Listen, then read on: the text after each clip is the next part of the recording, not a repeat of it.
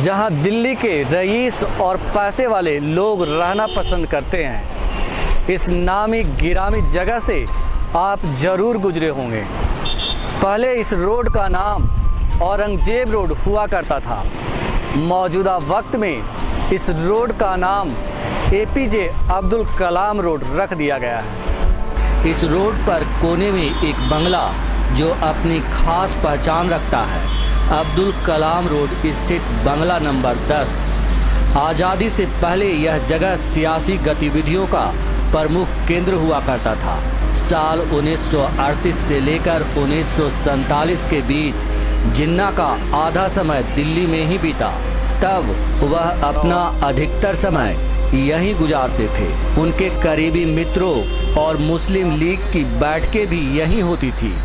कई बार महात्मा गांधी और जवाहरलाल नेहरू भी उनसे यहीं मिलने आते थे। नमस्कार, मैं हूं योगेश चक्रवर्ती। रैड नेटवर्क में आपका बहुत बहुत स्वागत है।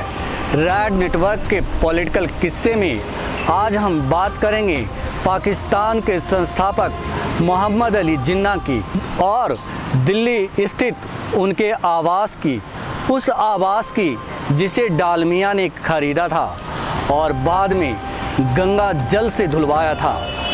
हम बताएंगे उस बंगले की पूरी कहानी। इस बंगले की अपनी कहानी है। कहानी शुरू होती है 1947 में बंटवारे के वक्त। करीब 1 करोड़ लोगों का विस्थापन हुआ। करीब 10 लाख लोग मारे गए और लाखों को अपना जमा जमाया घर, संपत्ति, पैतृक जमीन, मवेशी आदि सब छोड़कर रातों रात भागना पड़ा। दंगों की आशंका से घबराए बहुत से लोग अपनी जमा पूंजी पाकिस्तान ही छोड़ आए थे। ऐसा ही भारत से पाकिस्तान गए बहुत से लोगों के साथ हुआ था। बहुत कम ही खुशनसीब लोग थे जिन्हें न केवल अपनी संपत्ति बेचने का मौका मिला, बल्कि पाकिस्तान या फिर भारत जाने के लिए रास्ते की दुश्वारियों से मुक्ति भी मिली। ऐसे ही लोगों में मोहम्मद अली जिन्ना भी शामिल थे, जिन्होंने न केवल अपनी संपत्ति की सही कीमत वसूल ली, बल्कि रास्ते में जहां आम लोग अपनी जान पर खेलकर भारत पाकिस्तान आ जा रहे थे, वहीं इस बंटवारे के नायक या फिर कहें खलनायक रहे जिन्ना वायसराय लॉर्ड माउंटबेटन के विमान से कराची गए। तारीख 7 अगस्त 1947। लॉर्ड माउंटबेटन का विमान तैयार था।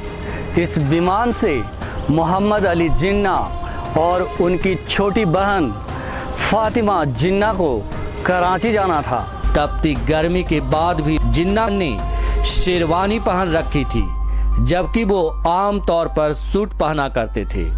एयरपोर्ट पर जिन्ना को विदा करने के लिए तमाम लोग आए हुए थे। इन लोगों में उद्योगपति सेठ रामकृष्ण डालमिया भी शामिल थे, जो जिन्ना के खास दोस्तों में से एक थे और उन्होंने ही दिल्ली के जिन्ना हाउस को जिन्ना से खरीदा था।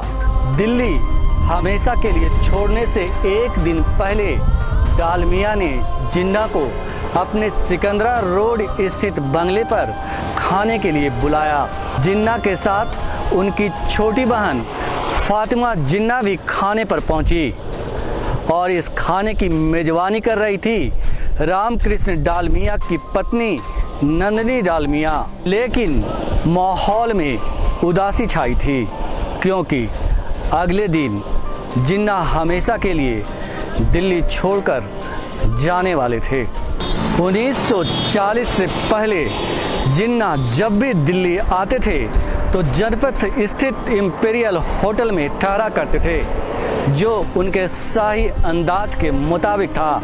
हालांकि इससे पहले 1939 में उन्होंने दिल्ली में अपना आशियाना बनाने का फैसला कर लिया था, क्योंकि अब होटलों में रहने से बात नहीं बनने वाली थी। इसीलिए उनके लिए एक अदद बंगले की तलाश शुरू हुई। काफ़ी तलाश के बाद 10 औरंगजेब रोड का बंगला खरीदा गया, जो करीब 1.5 एकड़ में बना है। इस 2 मंजिले बंगले का डिजाइन एडवर्ड लुटियन की टीम के सदस्य और कनॉट प्लेस के डिजाइनर रॉबर्ट टोर रसेल ने तैयार किया था। ये बंगला उन्होंने तब दिल्ली के जाने माने सरकारी कॉन्ट्रैक्टर सरदार बैसाखा सिंह से खरीदी थी। उससे पहले ये बंगला लुटियंस के सहयोगी ब्लूमफील्ड ब्रदर्स ने बनवाया था। उस वक्त यह दिल्ली के खूबसूरत बंगलों में एक था। जिन्ना दिल्ली में बंगला खरीदने को इच्छुक नहीं थे, लेकिन मुस्लिम लीग के दोस्तों और लियाकत अली के जोर देने के बाद उन्होंने ये बंगला खरीदने का मन बना लिया। कहते हैं कि उस समय के हिसाब से उन्होंने ये बंगला 1.5 लाख में खरीदा था, जो उस समय के हिसाब से काफ़ी सस्ता था। आज़ादी से कुछ साल पहले ही जिन्ना ने हमारे पीछे दिख रही ये शानदार कोठी खरीदी थी। शायद उन्हें अंदाज़ा नहीं था कि उनका पाकिस्तान का सपना साकार होने वाला है।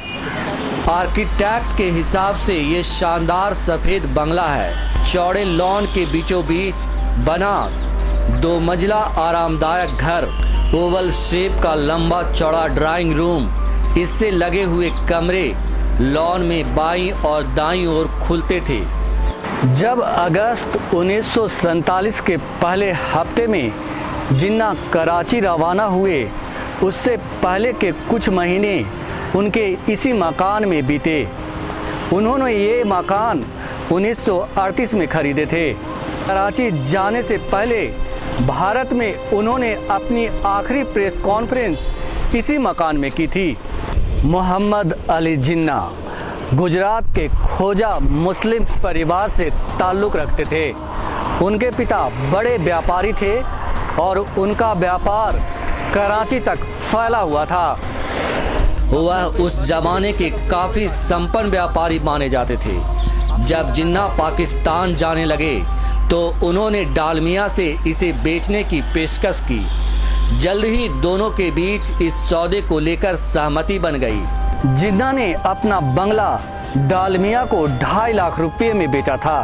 हालांकि दोनों दोस्त थे, बावजूद इसके जिन्ना 2.5 लाख रुपये से कम में बंगला बेचने को तैयार नहीं थे। जिन्ना के बंगले के किस्से यहीं ख़त्म नहीं होते।